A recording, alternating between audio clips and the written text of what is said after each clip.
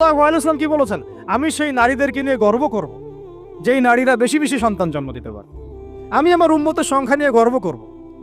হ্যাঁ, সবার physical condition এক না হতে পারে, কিন্তু এই মানসিকতাটা ত্যাগ করতে হবে যে আমার একটাই, দুটি সন্তানের বেশি নয়, একটি হলে আরো ভালো হয়। এসব পশ্চিমা তন্ত্রমন্ত্র বন্ধ করতে হবে।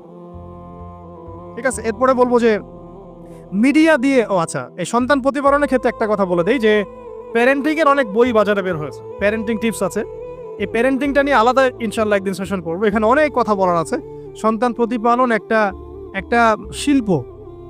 সন্তান প্রতিপালনটা একটা শিল্প, খুব ধৈর্যের কাজ, সবরের কাজ, লেগে থাকার কাজ। সন্তানকে সময় দেওয়া, ওর খাবারের দিকে খেয়াল রাখা, ওর মানসিকতার দিকে খেয়াল রাখা, ওর ফিজিক্যাল অ্যাক্টিভিটিস দিকে খেয়াল রাখা, ওর মানে আত্মা দূষিত হয়ে যাচ্ছে কিনা এটা খেয়াল রাখা, ওর ভালো একাডেমিক পরিবেশ নিশ্চিত করা, ভালো ওস্তাদ দেওয়া, ওর সাথে মেশা, ওকে আদর করা, অনেক কিছু আছে।